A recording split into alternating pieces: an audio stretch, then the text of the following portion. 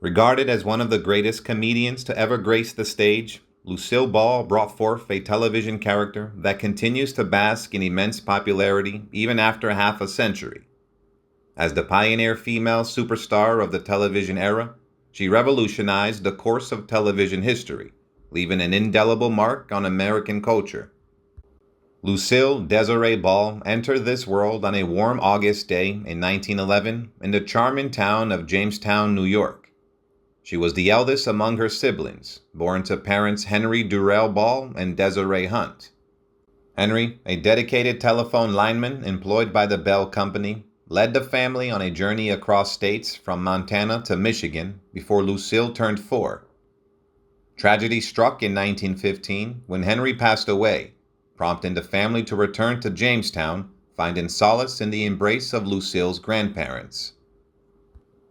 From an early age, Lucille displayed an ardent passion for acting, a spark that her mother and grandfather eagerly nurtured. Throughout her teenage years, she eagerly embraced any opportunity to participate in school and community plays, yearning to refine her craft. At the age of 17, Lucille embarked on a new chapter in her life as she ventured to the bustling streets of New York City, enrolling in the prestigious John Murray Anderson Robert Milton School of Theater. However, her journey took an unexpected turn when the instructors, after just one term, delivered the crushing news that she lacked the elusive qualities required to pursue an acting career, urging her to abandon her dreams and return home. Even as a showgirl, she faced countless dismissals from various chorus lines, wrestling with setbacks along her path. However, amidst the struggles, a glimmer of hope emerged when she discovered her first taste of triumph as a model. Unfortunately, an unwelcome guest called rheumatoid arthritis forced her to retreat to her hometown of Jamestown, where she sought solace for nearly a year. But Ball's spirit remained undeterred, and in 1931 she made her triumphant return to the bustling streets of New York, ready to pursue her modeling career once more. Destiny had an unexpected twist in store for Ball, as her breakthrough arrived in the form of a portrait chosen by the prestigious Chesterfield Cigarette Company for a prominent advertising campaign.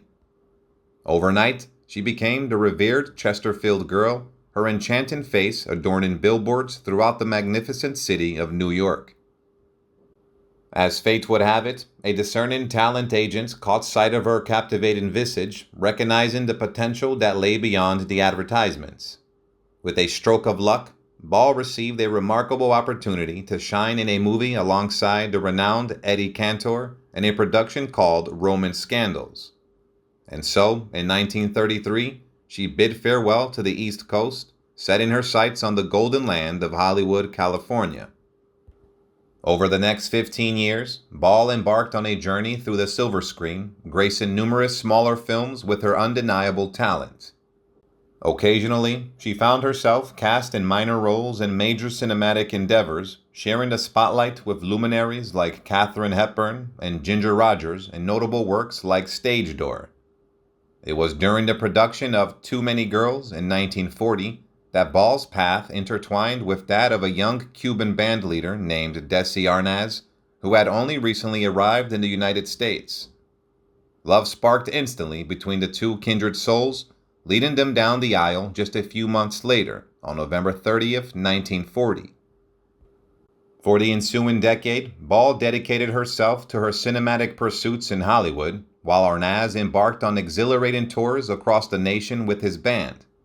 The relentless separation took its toll on their marriage, prompting Ball to seek a solution that could breathe life back into their relationship.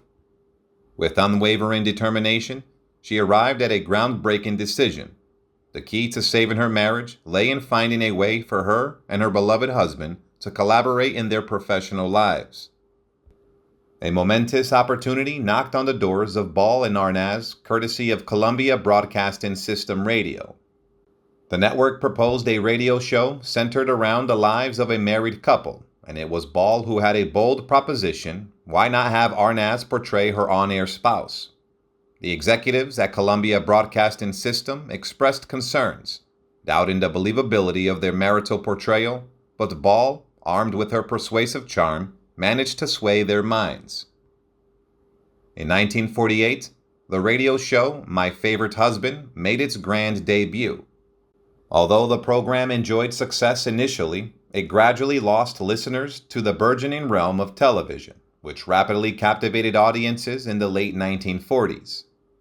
In 1950, Columbia Broadcasting System approached Ball with an enticing plan to transition My Favorite Husband to the television medium. Once again, Ball put forth her daring proposal, suggesting that Arnaz reprise his role as her on-screen husband. However, network executives remained skeptical, questioning the acceptability of their union in the eyes of television viewers. Determined to prove them wrong, Ball and Arnaz devised a brilliant stage act, blending comedy and music, which they took on a nationwide tour. The response was overwhelming, with audiences embracing their chemistry wholeheartedly. When the couple returns to California, armed with undeniable proof of their appeal, Columbia Broadcasting System finally consented to produce a television show starring the dynamic duo. From the moment the series premiered in 1951, Ball and her husband assumed pivotal roles in shaping their beloved television characters. Their visionary idea had struck gold, but gaining the approval of a sponsor proved to be a challenging task. Undeterred, they swiftly filmed a pilot episode, adapting elements from their wildly successive stage act.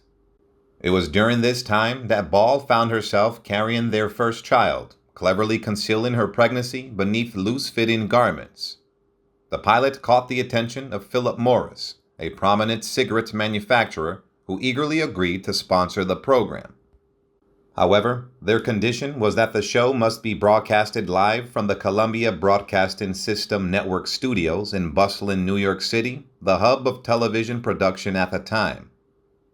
Yearning to produce it in the glimmering realm of Hollywood, they sought to employ the magic of superior film quality, surpassing the cost-effective realm of videotape. In their quest for perfection, they proposed constructing a sprawling soundstage, spacious enough to accommodate a live audience, and embraced a revolutionary multiple camera technique, offering their actors greater freedom to engage with the viewers. However, both Columbia Broadcasting System and Philip Morris harbored reservations, deeming the notion of filming in California and adopting the innovative camera style as arduous and expensive. Yet, undeterred by the challenges, Ball and Arnaz made a sacrificial decision, accepting a reduction in their salaries. In return, they stood firm in their demand that their newly formed production company, Desi, be granted full ownership of the show. Following the resounding success of the pilot episode, the imaginative minds behind the production recognized the need for additional regular characters. They aimed to strike a harmonious balance amidst the vibrant personalities of Ball and Arnaz, who portrayed the beloved duo of Lucy and Ricky Ricardo. Thus, they conceived an older couple, Fred and Ethel Mertz, who would serve as both landlords and cherished confidants to the Ricardos. The esteemed veteran actor, William Frawley, was chosen to portray the lovable Fred Mertz, while the talented Vivian Vance took on the role of his devoted wife, Ethel. On a memorable day, the curtains rose for the very first episode of I Love Lucy, gifting the world with its enchanting presence on October 15, 1951. Instantaneously, the show captivated hearts, forever etching its mark as the golden standard for all future sitcoms. By April 1952, a staggering number of nearly 10.6 million television sets tuned in to embrace the joyous world of I Love Lucy each week, an unprecedented achievement that surpassed all precedents, uniting multitudes under its endearing spell. During Lucille Ball's second pregnancy, a groundbreaking decision was made. Lucille, being a lead in a comedy series, and the producers of the show mutually agreed to incorporate her pregnancy into the storyline. This was a rare occurrence on television, as pregnant women had seldom been seen before in such a prominent role. However, Columbia Broadcasting System, the broadcasting network, had reservations about potentially offending viewers, considering pregnancy to be a private experience at that time. Despite the apprehensions, the plans moved forward. On a significant day, January 19, 1953, both Lucille Ball and her character, Lucy Ricardo, gave birth. The world witnessed this extraordinary event through the airing of the groundbreaking episode titled Lucy Goes to the Hospital. The episode garnered immense attention, attracting an estimated audience of over 44 million viewers. This astonishing viewership created a television record that would endure for decades. The original weekly episodes of the beloved show, I Love Lucy, continued to captivate audiences until May 1957. When the series concluded, Desi Productions, the company owned by Lucille Ball and her husband, Desi, seized an opportunity. They sold the rights to broadcast reruns of the show to Columbia Broadcasting System, making history with a record-breaking deal worth $4 million. This lucrative business agreement proved to be a turning point, as it enabled Ball and Arnaz to acquire Radio Keefe Orpheum Pictures, a renowned movie production studio. In 1967, Ball sold Desi Productions for the Gulf and Western Industries for $17 million. As the president of Desi, she had experienced great triumphs overseeing the creation of iconic shows like Mission Impossible and Star Trek. However, the demanding role of a studio head eventually took its toll on her.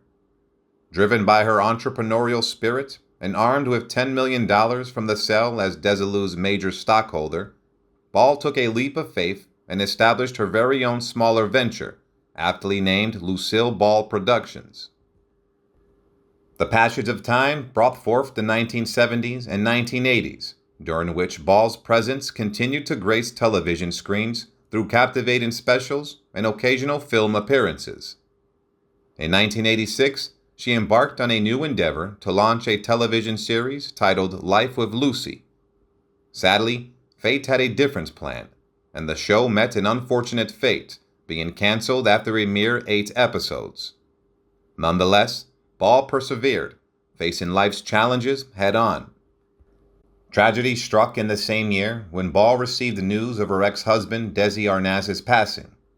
Overwhelmed with grief, she found solace in a distinguished honor awaiting her in Washington, District of Columbia. A few days after her ex-husband's departure, Ball embarked on a poignant journey to receive the prestigious Kennedy Center Award from none other than President Ronald Reagan himself. The year 1988 unfolded, marking a pivotal moment in Ball's life. A stroke ravaged her body, leaving her partially paralyzed, a formidable obstacle for anyone to face. Tragically, the final chapter of Ball's extraordinary life arrived on April 26, 1989. Following heart surgery, the world bid farewell to a remarkable woman whose influence and legacy had touched the hearts of millions. Goodbye, and rest in peace, legendary comedian and television actress Lucille Ball.